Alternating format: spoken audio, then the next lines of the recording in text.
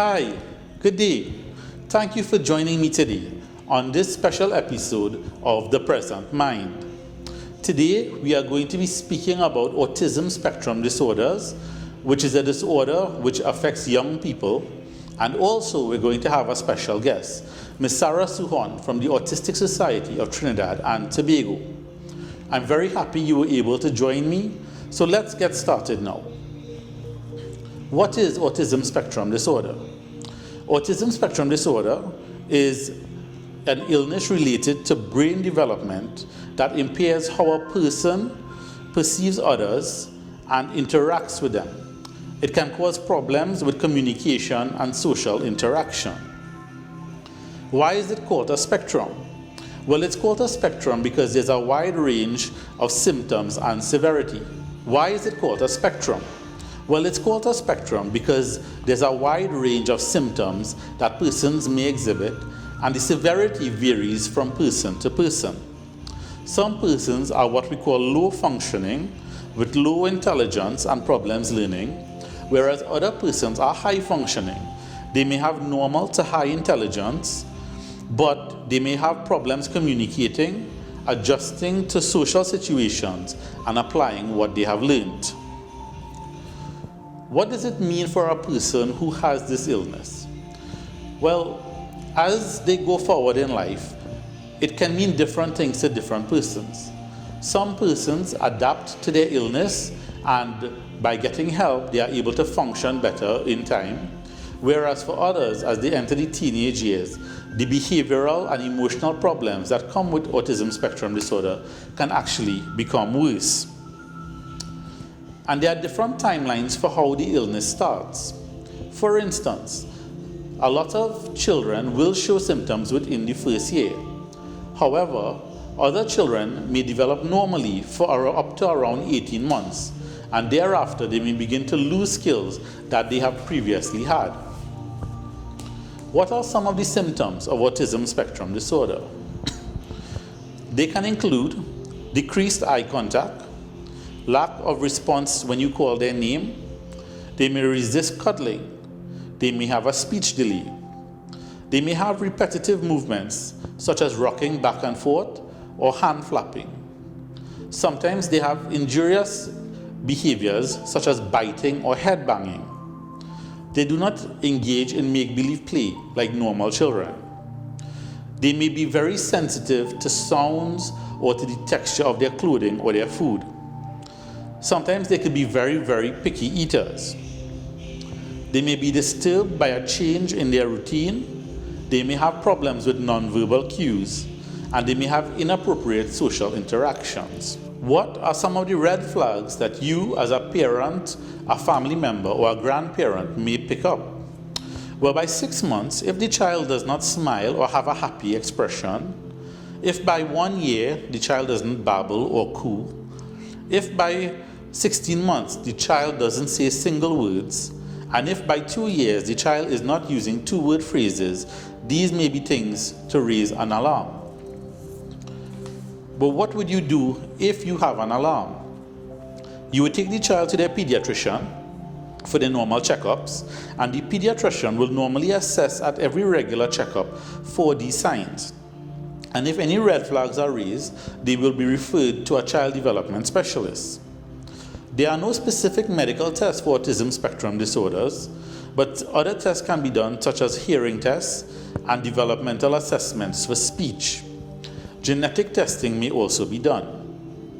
Why would we do genetic testing? Well, some of the risk factors for developing autism spectrum disorder include certain genetic illnesses. And additionally, it can be passed on in families. Males are at a higher risk than females, and preterm babies are also at risk. However, I want to say that some of you may have heard that there's a link between vaccines and autism, and this has been disproved many times. There is no link between any vaccines and autism. Now, there is no cure for autism, and there is no one-size-fits-all treatment. Everyone has unique needs, and these needs may change over time.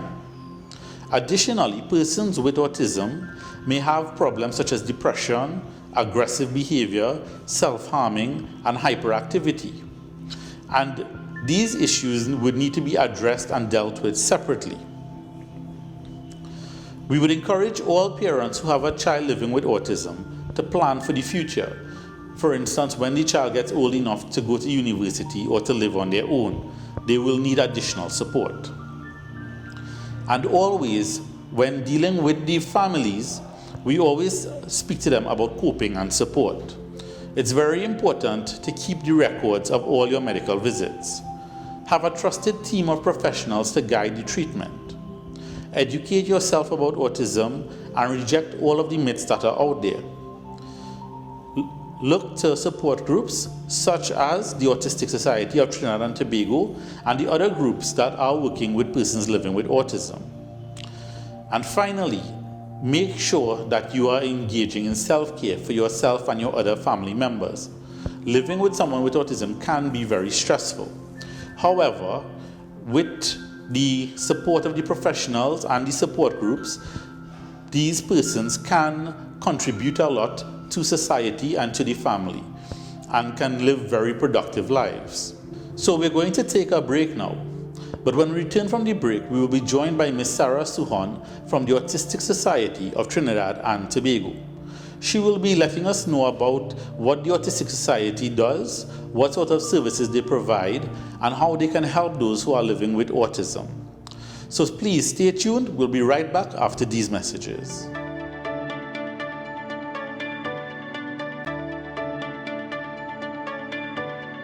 Welcome back to The Present Mind. Today we have a very special guest representing Autism TT. She is Ms. Sarah Suhan. So, hi Sarah, thank you for joining me today. Hi, thank you for having me. I appreciate you taking time out of your schedule to join us. Sarah, why don't you tell us a little bit about yourself? So I am a volunteer on the executive of the Autistic Society of Trinidad and Tobago. I work with them in public relations. And I also have a background as a therapist. So my involvement with the organization has been on different levels. And I currently focus a lot more on advocacy work for persons with autism. That's really important work that you're doing, and thank you for taking your time to help out with the Autistic Society. Can you tell me a little bit more about the background of the Autistic Society? So our organization was started in 1990 by parents. Parents who at that time had no access to services locally. Many of them would have actually had to travel abroad to even receive a diagnosis for their child on the spectrum. And so at that time, because there was so little information being shared about autism, especially in Trinidad, parents came together to network and to sort of chart their path forward in providing the best quality service for their kids. As you say, to get specialist help on that level can be very, very challenging. I think even today we're still suffering trying to get enough professionals who are trained in that area. So it is very good that the society is trying to network and trying to build up those linkages. Can you tell me a little bit?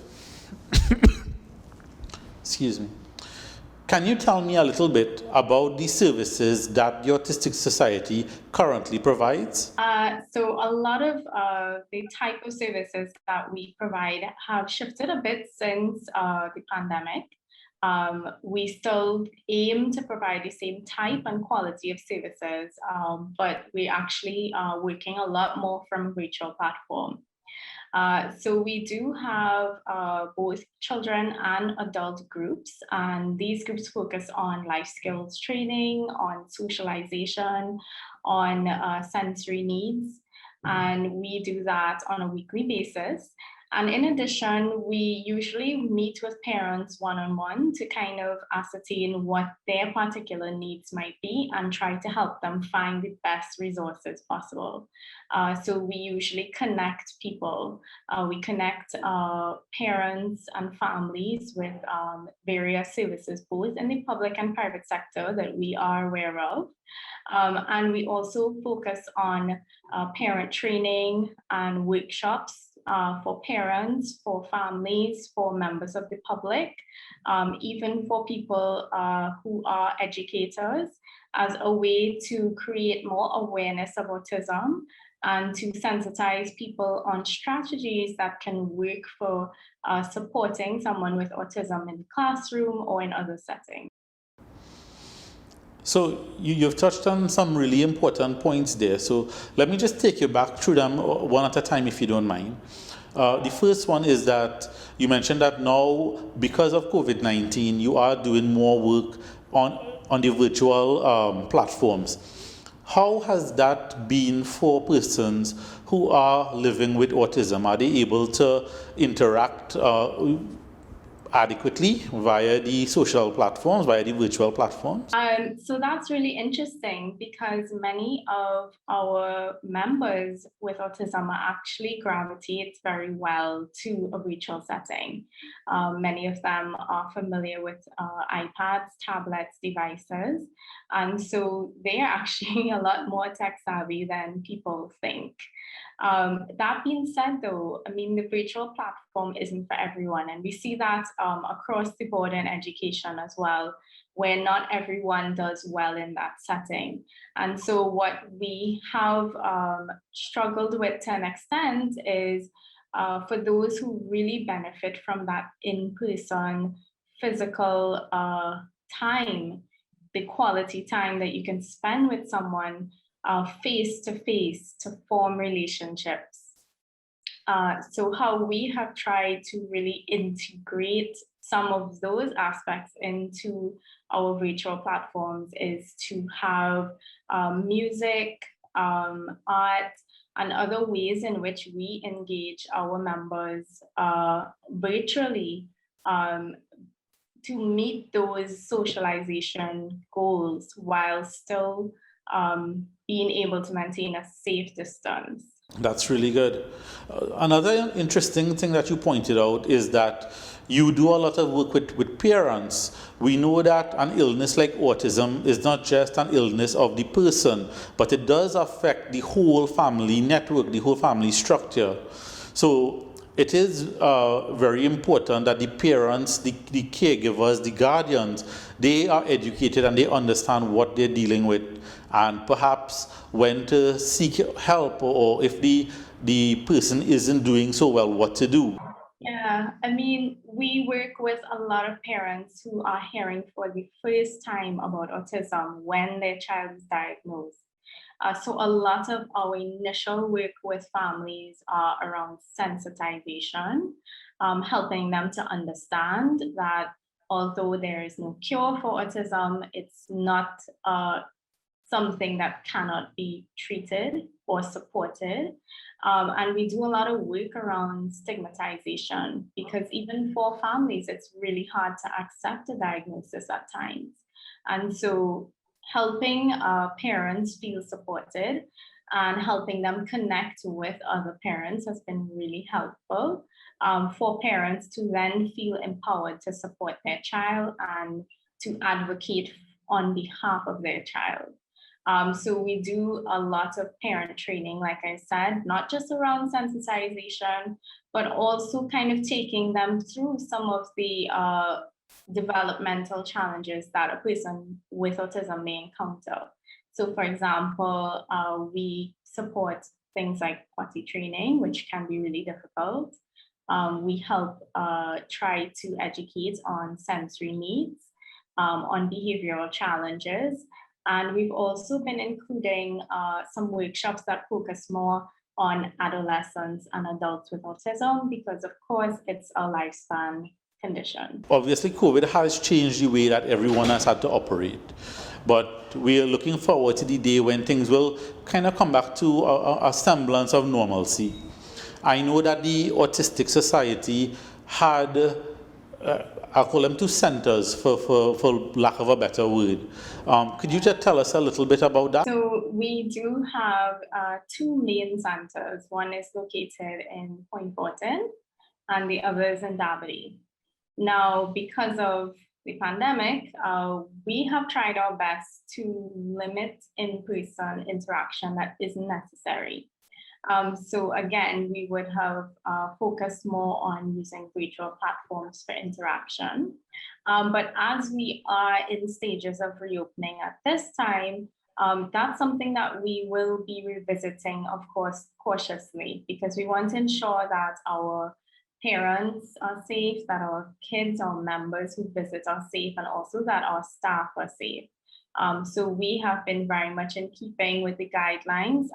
Although we are not a school, we've been kind of sticking to the school guidelines for reopening and for social distancing. Absolutely, safety is the number one priority.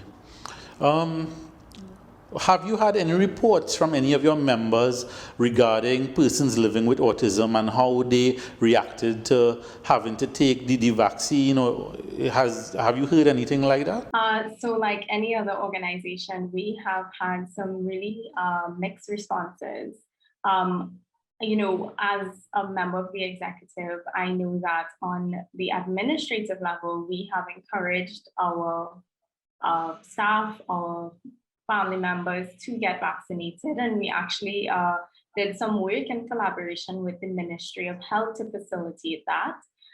We also advocated on behalf of our adults with autism to have access to vaccination, which again was something that we were able to work with the Ministry of Health on.